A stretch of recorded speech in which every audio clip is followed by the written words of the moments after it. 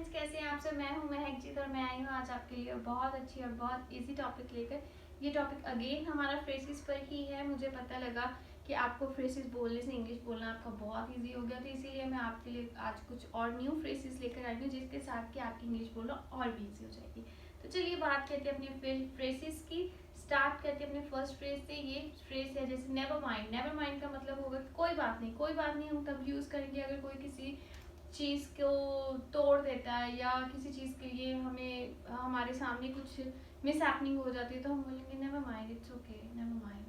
तो next phrase है हमारा व्हाट डू यू थिंक। आपकी ओपिनियन क्या है, तुम्हारी क्या राय है। अगर हम अपने फ्रेंड्स के साथ बैठे हैं, अपने ग्रुप में बैठे हैं, तो हमने सबके सजेशंस ले लिए हैं, तो हम यही पूछेंगे, हम ये फ्रेज तब यूज़ करेंगे जब हमने किसी से बात करनी हो, व्हाट डू यू थिंक। तो उससे क्या होगा, हमारा फ्रेज हम ये फ्रेज तब वहाँ पर यूज कर सकते हैं। तो हमारा नेक्स्ट फ्रेज है I have no clue. I have no clue का मतलब होगा मुझे बिल्कुल नहीं पता था या मुझे बिल्कुल अंदाजा नहीं था।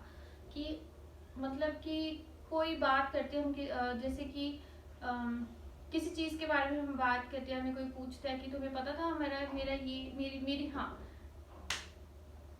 क्या तुम्हें पता था कि मेरी चॉकलेट वहाँ पे पड़ी है। अगर आपका भाई या आपकी बहन आपसे पूछे तो मुझे अंदाजा ही नहीं था पर आपने चोरी चोरी खा ली उसकी वो चॉकलेट, तो आप क्या बोलेंगे, आई हैव नो क्लू कि तुम्हारी वहाँ पर चॉकलेट थी। बात आधी हिंदी में होगी आधी इंग्लिश में होगी।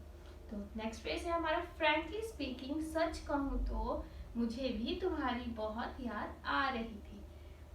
नेक्स्ट है हमारा इट्स अप टू यू।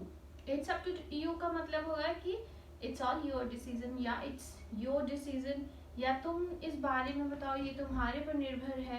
तो इस बात को हम बोलेंगे इट्स अप टू यू। तो नेक्स्ट फ्रेज है हमारा sorry to bother you. Sorry to bother you का मतलब आएगा सॉरी टू डिस्टर्ब यू।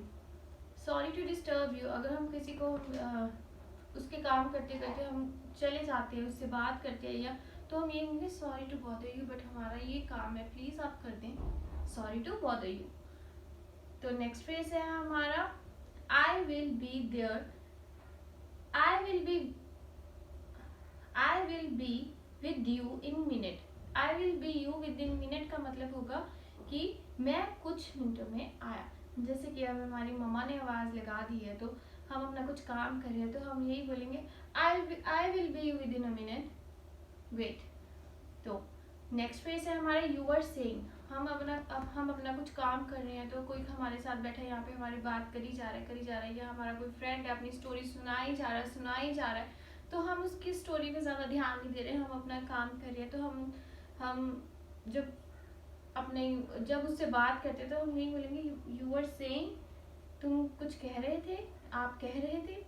तो नेक्स्ट है हमारा come on you can do it. Come on you can do it का मतलब ये होगा कि अगर हम किसी को मोटिवेट कर रहे हैं तो उसे मोटिवेट करने के लिए हम क्या कहेंगे कि yes come on you can do it, तुम घबराओ नहीं, यू कैन डू इट, मुझे पता है। Keep up the good work. Keep up the good work का मतलब होगा कि अच्छा काम करते रहो। अच्छा काम करते रहो का मतलब होगा कि अगर जैसे कि आपका कोई बच्चा है आपके पास आया अपना रिपोर्ट कार्ड लेकर, उसके 100% मार्क्स आए हैं, तो आप उसको शाबाशी देकर क्या कहेंगे, keep up the good work. It's not worth it. जैसे कि चीज़ कोई हमने बहुत महंगी ले ली, कोई कॉस्मेटिक की हो, हमने महंगा ले लिया बट उसका उतना ज़्यादा फायदा नहीं हुआ, उसका कोई रिएक्शन हो गया या वो इतना अच्छा उसका रिव्यू नहीं आया, तो हम यही बोलेंगे कि इट्स नॉट वर्थ इट, ये इसके लायक ही नहीं था, तो हमने इसके ऊपर इतने पैसे बर्बाद कर दिए।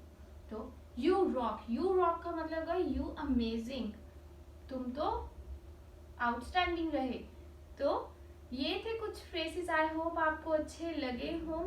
तो मिलते हैं नेक्स्ट वीडियो में ऐसे ही कुछ इजी से इजी टॉपिक्स के साथ। Thank you.